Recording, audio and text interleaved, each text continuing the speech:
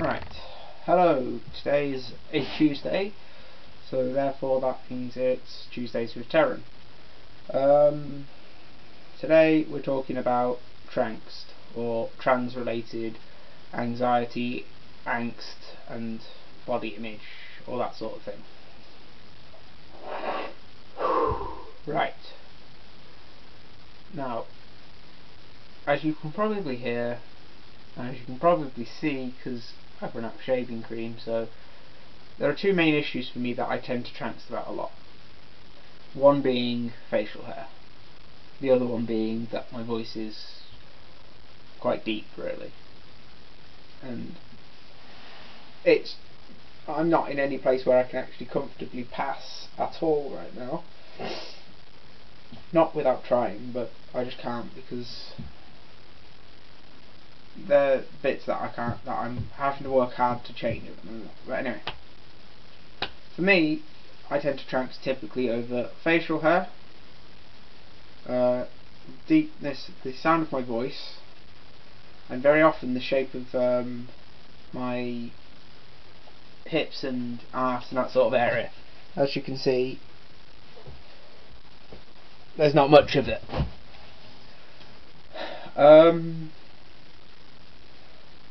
Maybe I'm an odd trans person in the simple fact that I know that I've got at least 2.5 years, maybe even longer than that. So I'm kind of make do with the gentle equipment I have currently. Because I know it's not an easy thing to change, and I know it takes a lot of time, even more so when you're on the NHS, and it would seem really, really stupid to be constantly depressed and pissy about having a penis. And I guess it kind of links in with next week's topic. Sex and sexuality. I can have sex, but I don't feel much in that area. It's like I don't quite link up with that area, which I suppose is possibly the only way I actually ever feel genital trance, is that when I do anything sexual, I tend not to feel anything in that area.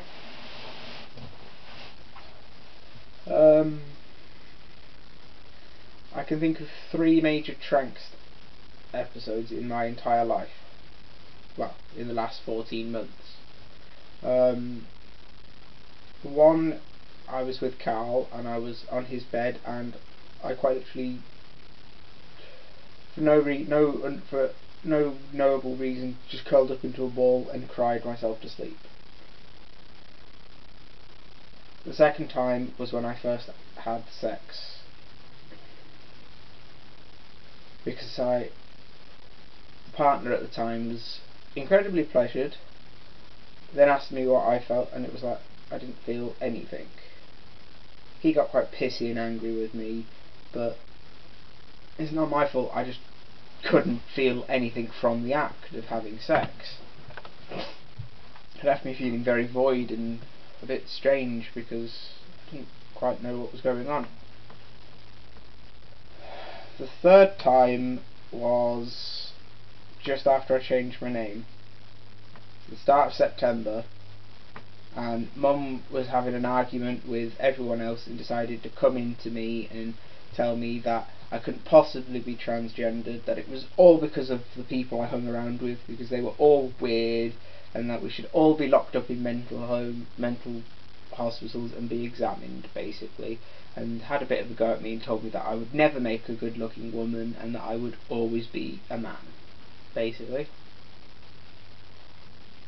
And again, that really hurt, and I ended up crying till I passed out, basically, again. Bit of a pattern there.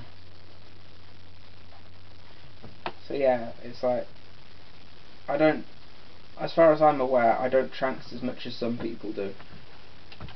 I mean, when the Queer Youth Network was up and running, there were so many trans men complaining about this, so many trans women complaining about the fact that they had a penis, and I'm someone who's been diagnosed with clinical depression. Long term, probably always going to have the residual effects of depression. I get seasonal first depression and things like that, and I don't let myself become so preoccupied with being Trangsty.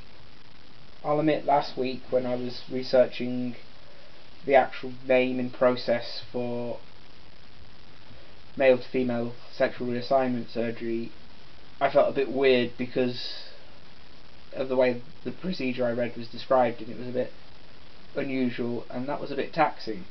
So yeah, I will admit that sometimes things do throw me off when they're related to my body and changing and all of that sort of thing.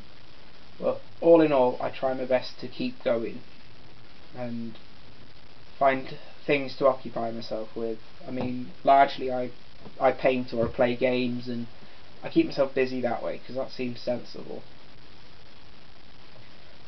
I mean, I guess the best advice when you're feeling trangsty is to look for things that you enjoy doing and focus on them, or look for the correct proper help you need so that you can change the issues so you can slowly start making changes to the issues you've got.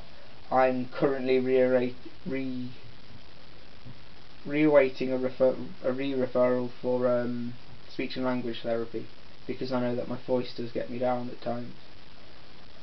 I'm slowly starting to save so that I can get some laser hair removal in. It's like, if I can actually ever see the doctor, I will get a doctor's note and I'll start going and having some electrolysis done. I think the best thing to do is, rather than to let Trangst crush you, is to find a way to beat it. And that's what I keep trying to do.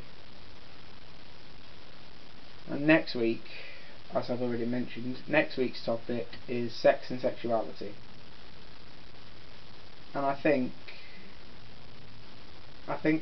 me and my wonderful girlfriend Sarah are going to talk about that together, as I'm spending the weekend this week with her.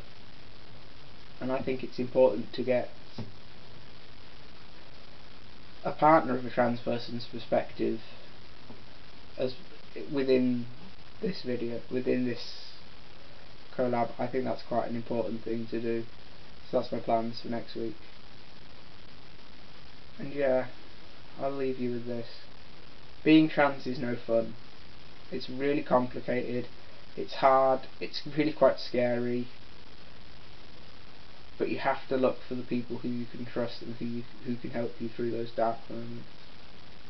Because there are people out there who've gone a couple of stages ahead of you in things, and all you've got to do is be polite and ask, and more often than not they'll help and they'll tell you things, and you can learn a great deal from talking to them. Right, I think I'll leave that there for now. Bye!